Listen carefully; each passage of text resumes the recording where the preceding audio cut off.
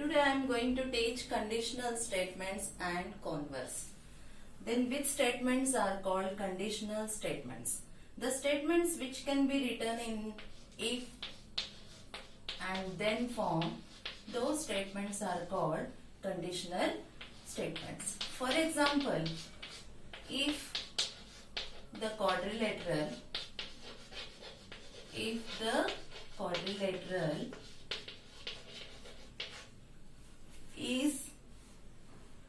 rhombus, if a quadrilateral is a rhombus, then it is a square. So these type of statements are called conditional statements. Here you see if and then is there. Now the part of the statement following if is called antecedent, and the part following antecedent and the part following then is called consequent. So these are new words to you. One is antecedent and the second one is consequent. So which statement is following if? So that statement is called antecedent. So here the quadrilateral is a rhombus. So this is called antecedent, and the part following then, which part is following then? It is a square. So this part is called consequent. So it is a square. So this is called consequent. Now if you interchange antecedent in consequent place and consequent in antecedent place in statement, then whatever you get the statement, that statement is called converse of the given statement. Now you are going to learn the very important part of geometry, that is theorem. Then what is theorem? Which are called theorems? So the properties which are theorem, the properties which are proved logically are called theorems. The properties which are proved logically are called theorems. For example, you take any property of a triangle, and already you know the sum of the angles of a triangle is 180 degrees. So that property, after proving with the proof, whatever statement we are using in mathematics, so this is called theorem. So now we are going to learn more theorems in geometry. Now I am going to teach first theorem in geometry, that is vertically opposite angles theorem. Then what is vertically opposite angles theorem? So the theorem is this theorem. In theorem, what is the statement? This is called the statement. The opposite angles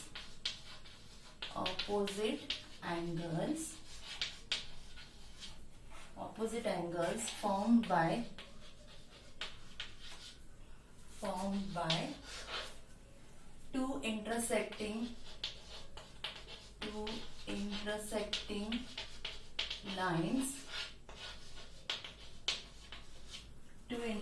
lines are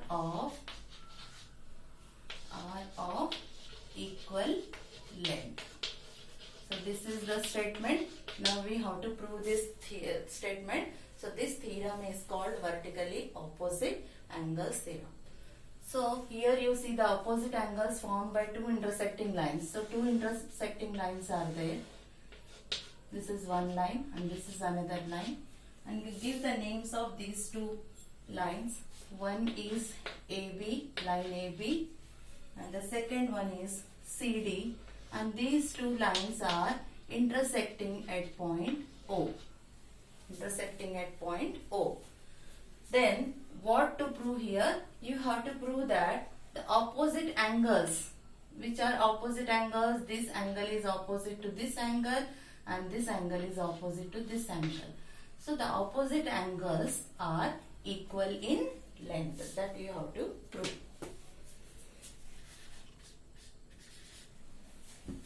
first of all we will write in theorem, in any theorem, first of all you should write what is given. So the part of the statement following antecedent is called given. So what is given here? Here it is given line AB and line CD intersect at point O. Intersect at point O such that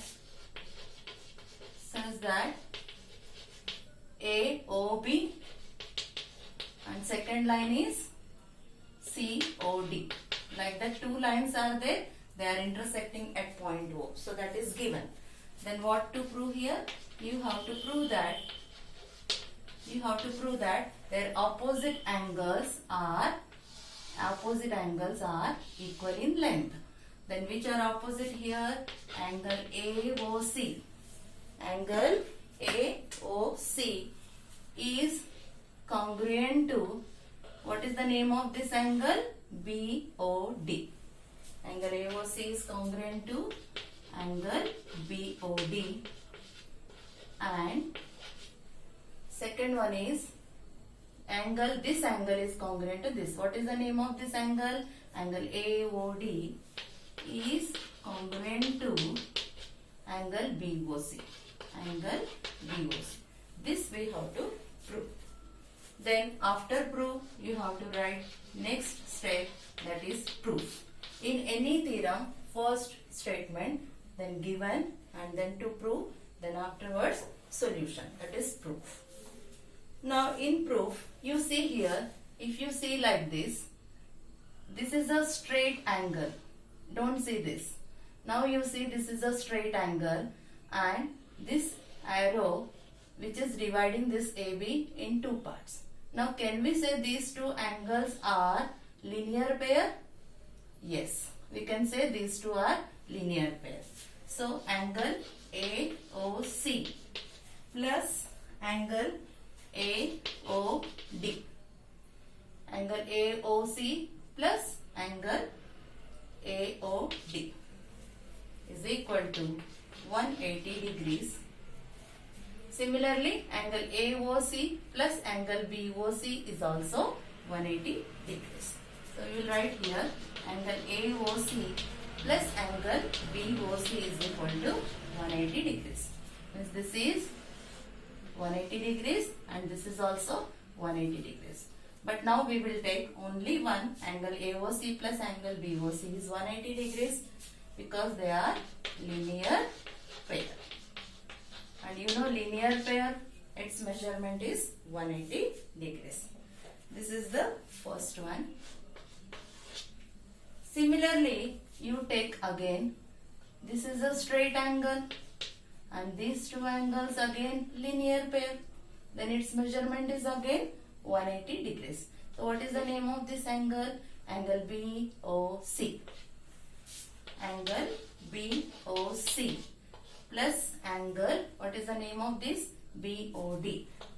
BOD is equal to 180 degrees. Again, what is the reason?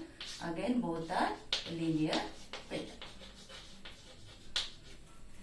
Now you see first equation and second equation. The measure of these angles are 180 degrees and here also 180 degrees. So they both are equal. Therefore, LHS are also equal. Therefore, angle AOC plus angle BOC is equal to angle BOC plus angle BOD. From 1 and 2. Equation 1 and 2. From equation 1 and 2, this is 180, this is 180, therefore these two are equal. Now you see here common angle in both sides, so both will be cancelled. Then what you got here? Angle AOC is congruent to angle BOD. Then which is angle AOC? This is angle AOC. And which is the angle BOD? This is angle BOD. So what you got from there? From that we got that their opposite angles are congruent. Similarly, we can prove angle BOC. Angle BOC is congruent to angle AOD. Hence, the opposite angles of a intersecting lines are congruent. Now we will start practice set 1.3 from textbook page number 11. The first one is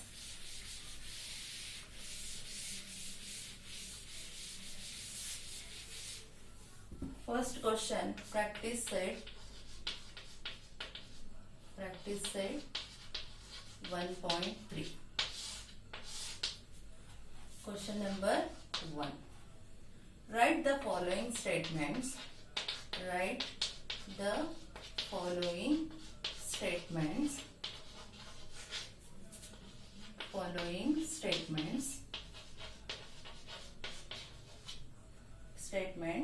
In if and then form.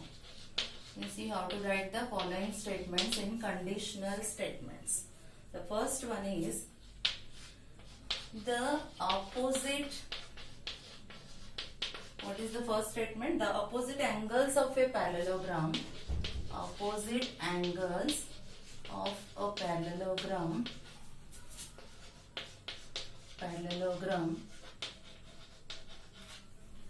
are congruent. This is the statement given, and you have to convert this statement in conditional form using if and then. Then what is the answer? If the quadrilateral, here what is given here, name parallelogram. Parallelogram is a quadrilateral. So you start the statement like that using if. If the quadrilateral is a parallelogram, then its opposite angles are congruent. Again I am repeating, when quadrilateral is given in here, first you start with that name of the figure. If a quadrilateral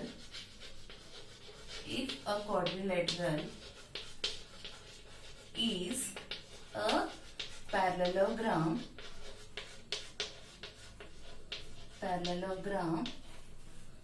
then its opposite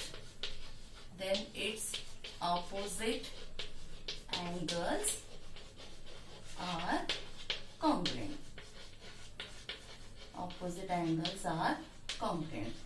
And now we used here if and then, therefore the given statement is a conditional statement. This is the first answer. Now second one. Now the second one is the diagonals of a rectangle. Second question is the diagonals of a rectangle are congruent.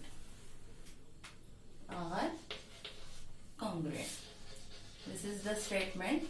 Now use if and then and write the statement again. So answer is, now which name of the figure is given here? Rectangle. So if the quadrilateral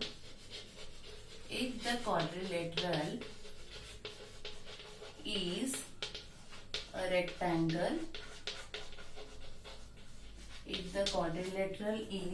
rectangle, then its diagonals are congruent. Like first one only, diagonals are congruent. Again I am repeating here. Here it is given rectangle. So rectangle we know quadrilateral. Therefore you start the conditional statement with the quadrilateral. So if the quadrilateral is a rectangle, then its which property is given here? Then the diagonals are congruent. So then its diagonals are congruent. That is the second one. Now third one is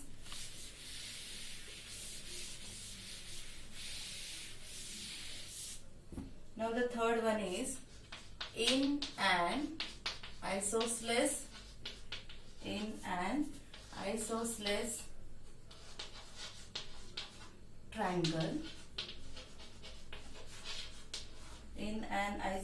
triangle, the segment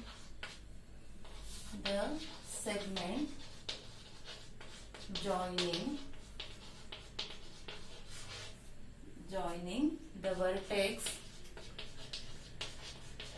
the vertex and the midpoint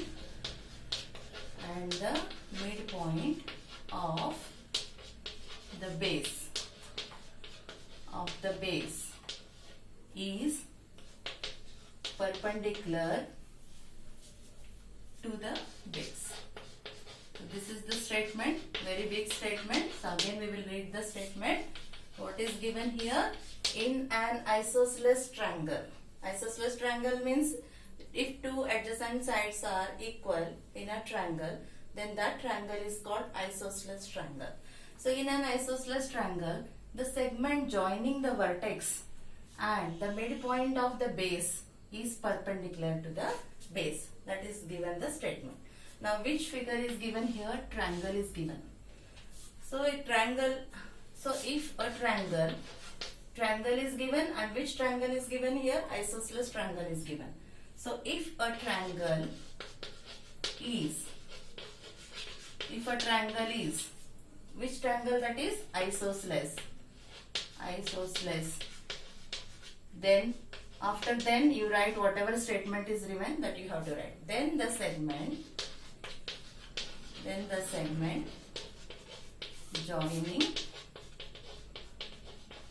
joining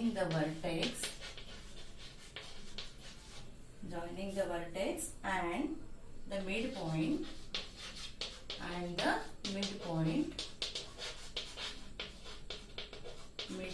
of the base is perpendicular to the base. So this statement is called conditional statement. Now second question is, write the converse of the following statement. Now you have written conditional statements. Now we will learn about the converse statements. How to write the converse statements. Question number 2. The first one is, the alternate angles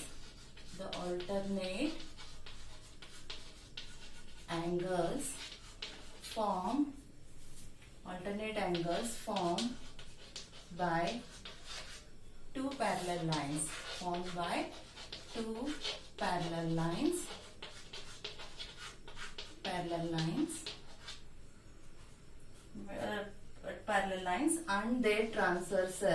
and their transversal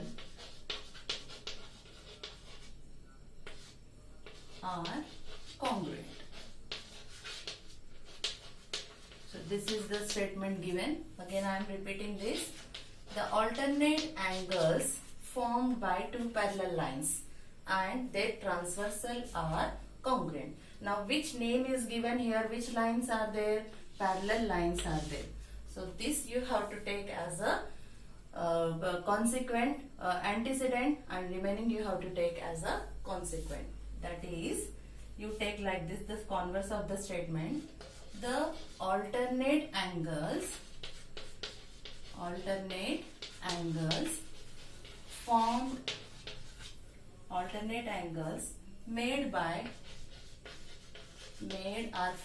by two lines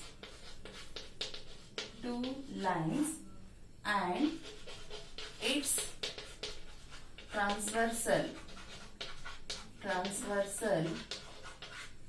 its transversal are congruent.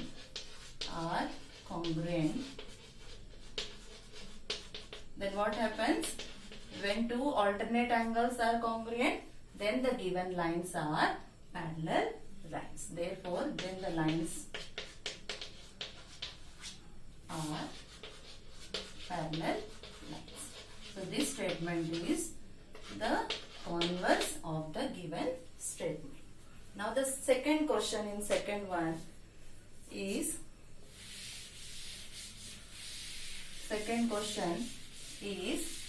if a pair of interior angles made by a transversal of two lines are supplementary, then the lines are parallel. So it is like first one only. So you complete as a homework in your classwork.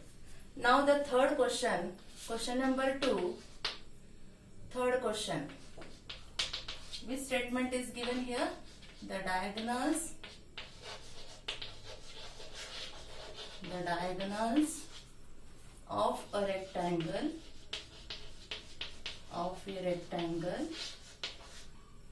are congruent.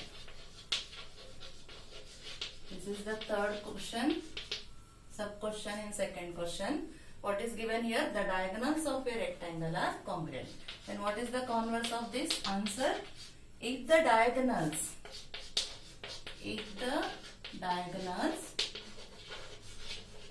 always you have to take the name at the end. So if the diagonals of what is a rectangle is called quadrilateral. So if the diagonals of a quadrilateral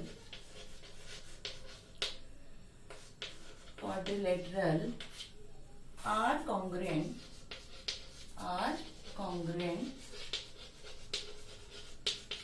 then it is a then the quadrilateral is a rectangle. Again I am repeating in the converse. If the diagonals of a quadrilateral are congruent, then it is a rectangle. Means you have to take the name at the last. That is the converse. In conditional statement we will take the name first, and in converse we will take at the end. Antecedent becomes consequent and consequent will be antecedent.